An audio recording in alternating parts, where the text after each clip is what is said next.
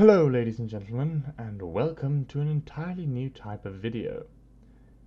What you're seeing in front of you is the Cessna 172 in X-Plane 11, complete with the SimCoder's Reality Expansion Pack, as well as the Bush Expansion Pack by Prop Strike Studios. Now, as we're all currently kind of stuck at home due to the fact that most of us aren't allowed to go outside due to the quarantine, and we won't be experiencing a lot of vacation this year, I decided to take matters into my own hand. After all, with flight simulators we have an excellent rendition of the entire world at our disposal, and all of that without leaving the comfort and safety of our own chair. Therefore, I decided to show you around places that I like to be in flight sim. Today, we're going to do a short flight from Port Angeles in northwestern Washington. Oh dear, got my directions mixed up there. All the way to Allan Burroughs Island, a small island airstrip, also in the northwestern US. And actually this is a very interesting airstrip, for which we have a very beautiful scenery made by Prop Strike Studios. And also it is a very cool route and a very interesting scenic area. I visited Port Angeles a while ago and I really enjoyed it there. So this is one of my favorite places in the entire United States, and it definitely is a very special place with a very special and interesting flair. Of course, to top off the special and interesting flair of the special and interesting place, we've got a special and interesting aircraft. The aircraft we have here is in fact the default Cessna 172 by Laminar Research, which has been extensively modified, first with the help of SimCoders using their Reality Expansion Pack, and then with the Bush Plane Expansion Pack. I think it's called the Ken Myers Workhorse Package by Prop Strike Studios. What that adds is, among other things, this darker themed cockpit, which I think looks really beautiful and definitely adds a whole new flair when compared to the plain cream-colored standard cockpit, as well as this tail dragger version. So yeah, we're going to be flying a Cessna 172 with a tail wheel configuration. I'm interested in seeing how this works out, and I'm interested in seeing what we can do. Now, for those of us who are more aviation geared, I'll have the checklists included in this video. For the rest of us who are maybe not so interested in aviation, well, I'm gonna provide a version where I cut out all the checklists. But if you're an aviation nerd like me, then you can stay with me right now and enjoy all the checklists in their full length, and maybe the one or the other comment with my limited knowledge about Cessna 172s explaining what I'm doing and why I'm doing it. Enjoy! Alright, so the first thing we do, or I like to do, when I start with the SimCoders rep is take a look at the maintenance report. After all, this does have persistent aircraft systems modeling, including an economic modeling. You can see that the aircraft is in excellent condition. After all, it's only been flown for about 2 hours and 50 minutes. And we have a lot of money in our bank account, which is great. Should we wreck something, well, we can repair it, right? And believe me, when I fly the SimCoders Reality Expansion Pack, yeah, we're probably going to wreck something. Not on purpose, though. Anyways, after that, let's start our aircraft walk around. Just quickly going to let the yoke disappear around here. We have the pilot's operating handbook in the aircraft. The parking brake is set. The avionics power switches are both off. The ignition switch is off. The master switch we're going to turn on. And we're going to check the fuel quantity indicators, which are both pretty much full. We're going to go ahead and take down the flaps and turn the master switch back off. Now, in the next step, we're going to move over here, and we're going to turn this little knob. This is one of the only bugs I know of with the Reality Expansion Pack and the Bush kit, which is that it turns around the fuel selector knob. I'm not entirely sure why it does this, and I haven't found a solution to it yet. So if anybody from SimCoders or Prop Strike Studios does happen to watch this, welcome! Incredible that you're watching my videos. I love your products, and also, maybe fix this. Other than that, this airplane is pretty much perfect. Fuel selector valve is all good, static pressure valve is all good, and the trim controls are fairly neutral. Now let's move outside the airplane. Baggage doors are closed. We're going to quickly give the elevator a little push, and that's perfect as well. Taking a look at the rudder, that's working all good as well. I'm going to remove the tie down, otherwise we won't get going. The ELT antenna and the other antennas of the aircraft are all set. Just checking the flaps, and of course the aileron. Everything seems to be working, which is good, but expected. Of course, fuel is perfectly full, and there's water inside. No water inside. We definitely don't want any water in the fuel. Tires are good as well. Oil, well, we burnt a bit during our last few flights, but that was expected, and we're still in normal range. Taking off the engine cover and inspecting the prop. That's all good. Fuel on the other side is also perfect. We'll remove the pitot tube cover. Otherwise, we won't get any airspeed reading at all, and that's a problem, because I really like to know how fast I'm going. Aileron's working here perfectly as well. And of course, so is our flaps. The tire's good enough too, and we're back in the cockpit. We just finished the walk around. For some reason at this airport, if you're parked at the GA2 gate, you've got constant fuel trucks bugging you. They really seem to like this gate. I don't quite understand why they want to fuel my Cessna 172 so much. I'm already more or less filled up.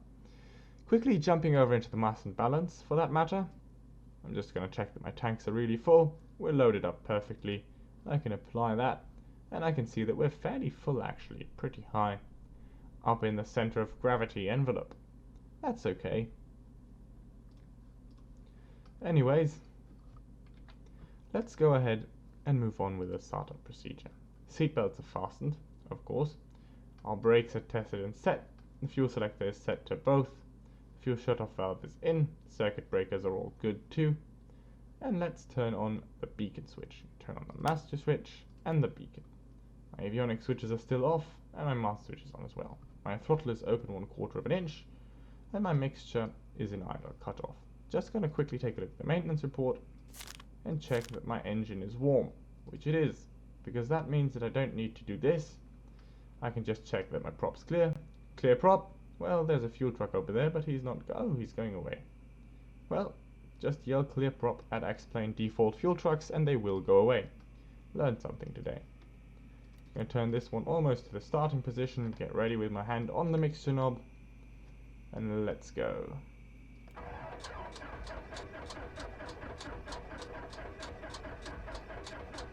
Come on.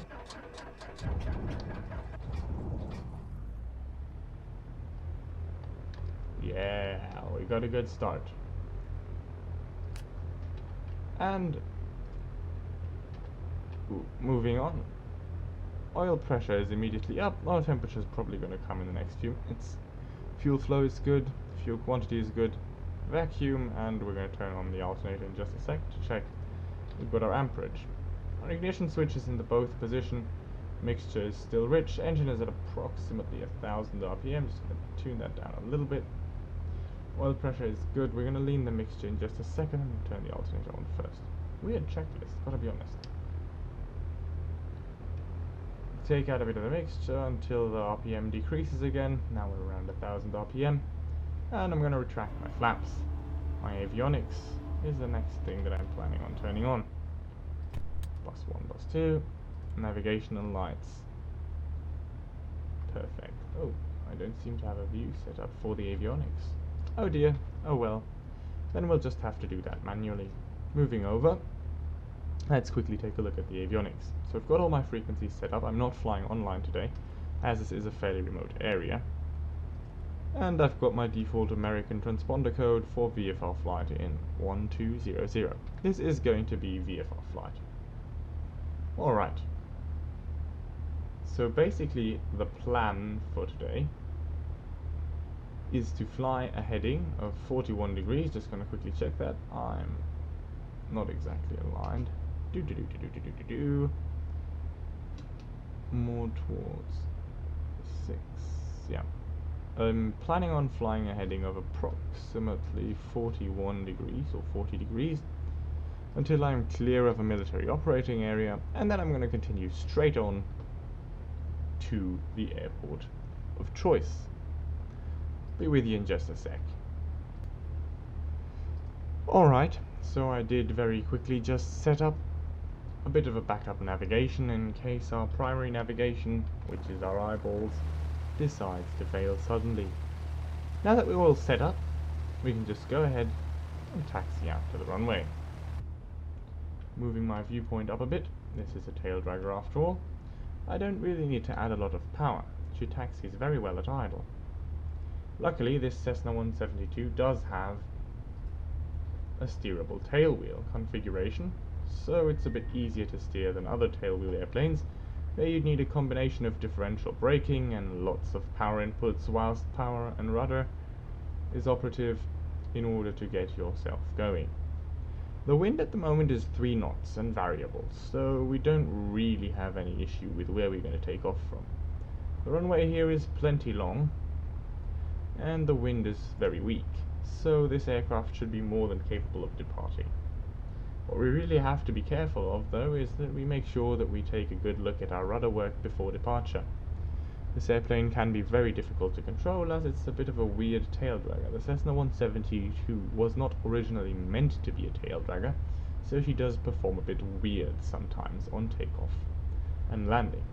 But with a bit of practice, it is more than manageable, and that makes her an awesome airplane to fly.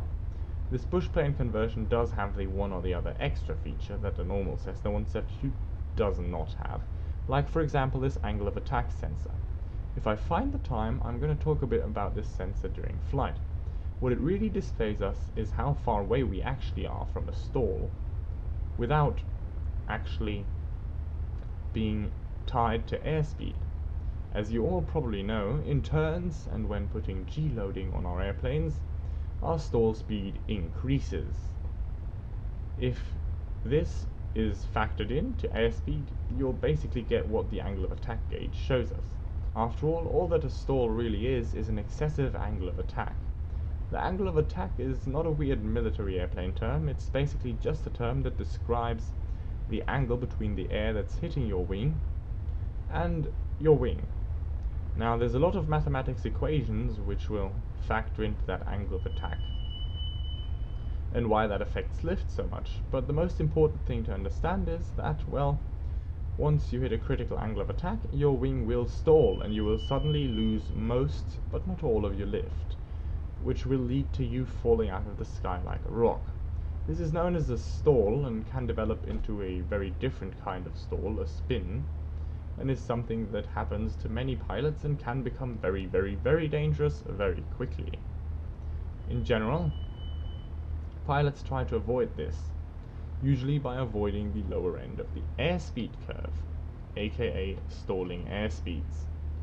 But that's not the only way to avoid this, and it's most of the time not the most effective way, because airspeed doesn't become a reliable gauge of stall speed once you're in a turn, or once the wind is factored in, and other things.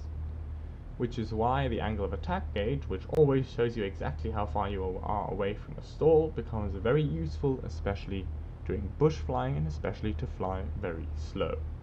Alright, we're at the holding point, so let me just quickly start with the before takeoff checklist. My parking brake is set, my flight controls are free and have full degrees of movement. They're correct because if I pull up into a left bank, my left aileron goes up, and in a right bank, my left aileron goes down. And my flight instruments. All I have left to do in terms of flight instruments is quickly set up my altimeter, which is at 1007 millibars for us Europeans, which translates to roughly to 9.75 inches for you Americans. Yep, roughly around here. Okay, perfect. My heading's already set up, everything else is already set up, we're all good. Flight controls, flight instruments, fuel selector is in the both position, elevator trim is set mixture, we're going to pull that in rich for the run-up. Autopilot, we won't check that, as we don't need it for this flight. 1,500, 600, 700, and 800 RPMs for the run-up. Ampere meter, okay, let's go through our engine instruments. Fuel's good, EGT is good, fuel flow is good. Oil pressure's good, oil temperature's in the green range. Vacuum pump is in the green range, amperage is good. So we're all good. All we need now is to check the magnetos. So I'm just going to quickly increase your power just a wee bit. And left magneto, slight drop. Right magneto, back to the left one, and into both. We're all good. Check the throttle during idling, release the brakes, set one of flaps, and start to taxi onto the runway. So my plan for departure is to pretty much put out a straight departure and then fly a heading of approximately 30 degrees. That should take me pretty much straight towards Allan and Burroughs Island. Once we're in the air, I'm going to talk a bit more about the area, its significance for aviation, and especially its significance for flight simulation.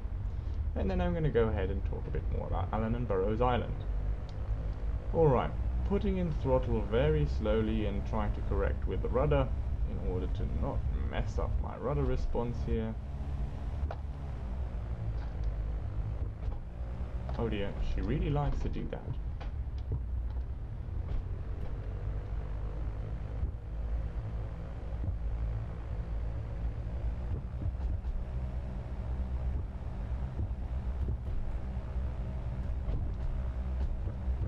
There you go.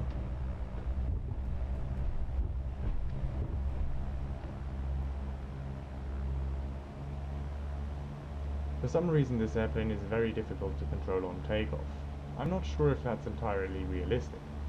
I've never really flown a Cessna 172 or a Cessna 172 taildragger version. So please don't use anything I say in this video for actual flight training or for real-world aviation. If you want to learn more, then probably it's best to ask your actual certified flight instructor, and not rely on what some stranger on the internet tells you. Alright, for some reason it's really difficult to take this airplane off. Well, we managed to stay on the runway, which is not something that is granted with this aircraft, and we managed to take off within the runway lane, which is again not something that is necessarily granted with this airplane. In general, I'm more or less happy with this departure. Okay, let me just quickly retract left flaps, set up, okay. Good. I'm going to give it a bit of backwards trim, or tail low trim, so as to maintain our airspeed in the climb here. And add in some more power. Check that my ball is centered. Okay, now she needs a bit more nose down trim. Alright, ladies and gentlemen, we seem to be airborne successfully. In the second part of this video, we are going to go ahead and take a look at the entire flight, the arrival, and the landing at our destination airport, Allan Island Airstrip. If you are interested in seeing more of this, please feel free to subscribe my channel, check out my Instagram at Flying Kayak, or check out my website, which you will find in the video's description below. From now on, I will try to post new episodes of this mini-series as often as possible, taking you on a tour throughout the North American continent, starting here in the northwestern part of North America around Seattle and moving all the way down to the southwestern part of North America with San Francisco, Los Angeles, and Las Vegas as interesting waypoints, and taking a look at all the national parks and fun places you can fly to along the way. Enjoy and safe travels, blue skies, and many happy landings.